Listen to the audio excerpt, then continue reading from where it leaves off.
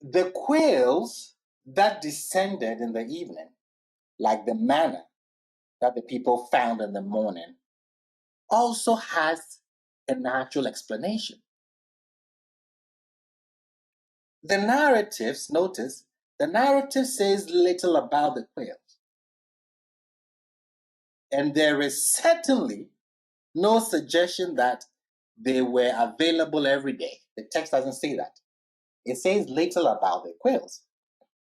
But it doesn't say that they were available every day. It doesn't say that. Put that in your spirit.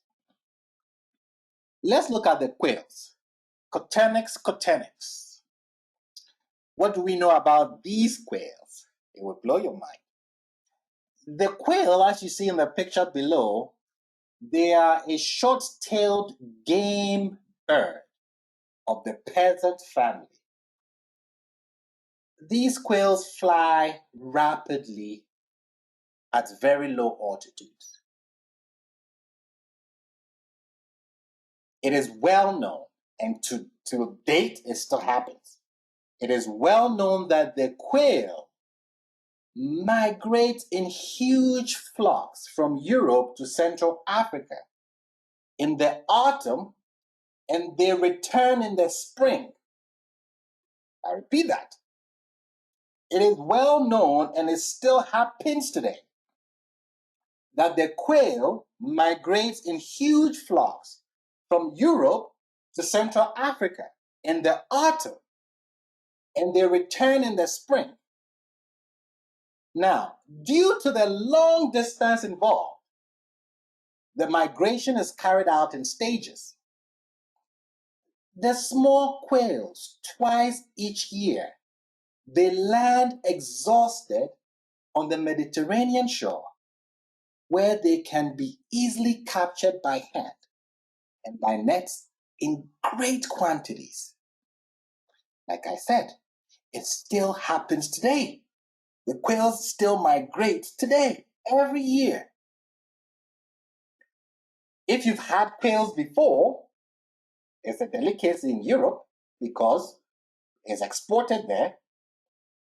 Their flesh and eggs are quite delicious.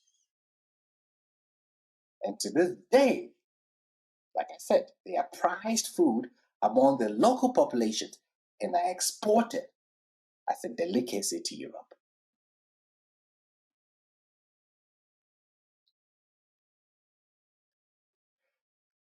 With that explained, Yah says, "In the evening you shall know that Yah brought you out of the land of Egypt. In the morning you shall see the glory of Yah when he hears your complaints." What is the wow factor of these two phenomena? I'm saying the quails itself, that's a natural phenomenon. The manna we've explained is a natural phenomenon. Yeah, maybe they are impressive. But what is the wow factor, the most impressive factor of what is happening in Exodus 16? Rabbi, Mr. Jason. It's the timing of nature. Timing of nature. The season of the year in which the Israelites encountered the quails fits precisely with the bird's migratory pattern.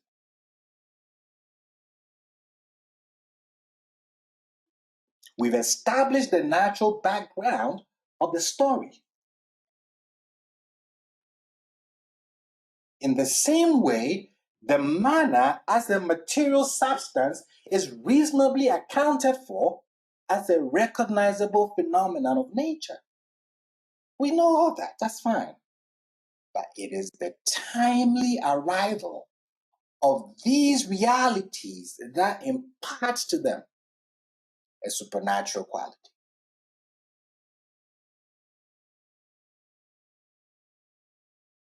So now we know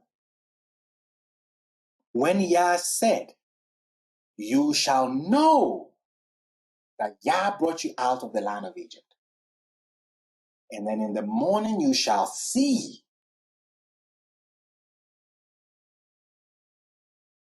These two things providentially appear just when they are sorely needed, in order to emphasize that the manna, in particular, is the product of divine intelligence and will, which takes these events of the Exodus outside the realm of the mundane and the secular. Now we understand when Yah tells Moshe, remember you are going out in the month of spring. Why did they leave in the month of spring? Because they had an appointment. They had a meeting with destiny. Because it was a moed. And a moed does not translate as a feast. As I explained, the place that Moshe met with Yah is called the Ohel Moed. We translate that as the tent of meeting or the place of meeting. Moed is when nature has an appointment with man. When Yah has an appointment with Yah, it is a place of meeting. So he says, Moshe, mark this date. I have an appointment with you. The quails, they are coming. The manna, they are ready. This is when I supernaturally meet with you to do what? To provide what is needed at that appointed, at the precise time.